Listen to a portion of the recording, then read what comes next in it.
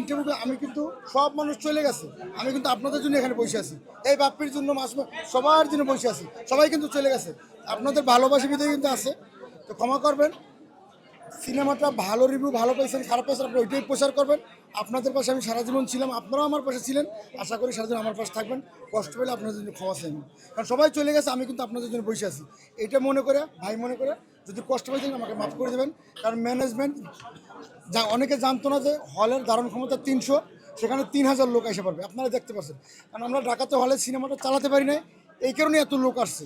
ইনশাল্লাহ যারা দেখতে পারেন না, আমার জার্নালিস্ট ভাই আমার ভাইরা যত বন্ধু যারা দেখতে পারেন না, এই আপনাদের মাধ্যমে বলতে চাই, আগামী শুক্রবার থেকে যমুনা ব্লকবাস্টারে পার্মানেন্টলি চলবে, আমি নিজে আপনাদের ছবি দেখাবো, আমি আপনাদের নিজে দেখাবো। এত তারকা নিয়ে এসেছেন, এত তারকা এসে আপনার প্রশংসা করেছে, সিনেমার প্রশংসা করেছে, কেমন লাগছে আপনি তাদের সাথে বসে ভাইয়া সিনেমা দেখেছেন?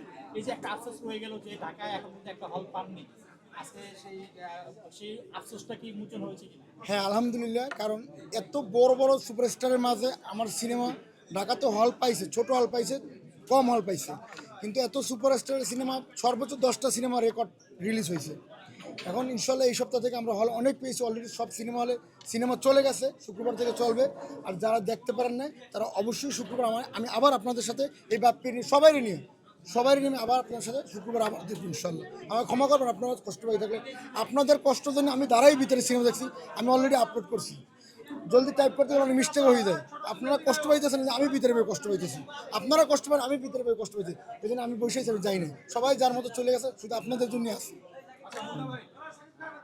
ঠিক আছে, আপনি বুঝতে পারেননি ধারণ ক্ষমতা, কিন্তু হ্যাঁ আপনাকে কিন্তু ভিতরে যে আমি বললাম যে বাইরে সাংবাদিকরা অপেক্ষা করছে, তো আপনার তো বের হয়ে এসে আপনাদের সাথে কথা বলতে তো সমস্যা ছিল। আচ্ছা ভাইয়া শুনেন, যেহেতু ভিতরে দাঁড়াই সিনেমা দেখতেছি, আমরা দাঁড়াই দেখছি, ওখান থেকে বাইরে আসাটা আমি আজ অভিনেত্রী হিসেবে আমার জন্য অনেক রিস্ক হয়ে যেতেছে। আর ভিতরেই তো আমি দাঁড়াই আপনাদের সাথে মেসেজ করতে পারতেছি না, আমার ফোনটা বারবার নিয়ে দেওয়া হইতেছে, আর দেখতেছে যে একটা ইমোশনালি স্ট্রাগল থাকে অনেকজন, আপনি এক কথা বলেন আরেকজন আর এক কথা বলে, আপনারা কষ্ট করছেন, আমি সরি বলছি, এখন আপনাদের ভাই বলে মাফ করে দেবেন। ভাই এখানে আরেকটা প্রশ্ন আছে, সময় টিভির সাংবাদিক, এখানে সাংবাদিকের সাথে বাজে রাপ করা হয়েছে যে ইনভাইট করলে আপনারা কেন আসছেন, এরকম আমরা বাজে ব্যবহার করেছে না না না,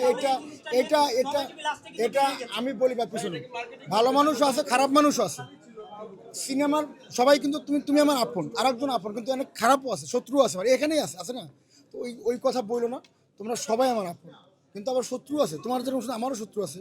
তো ভালো সিনেমাকে নষ্ট করার জন্য পার্টি এপি টুপি থাকবেই।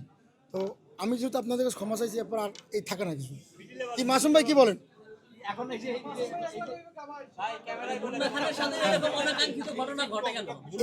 এরকম সব জায়গায় হইতেছে, কারণ হলের ধারণ ক্ষমতা 300, লোক আইসে 3000।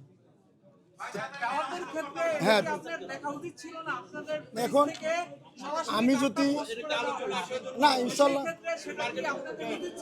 এটা আপনাদের, আমি আসলে হ্যাঁ চলে যাবো ভাই।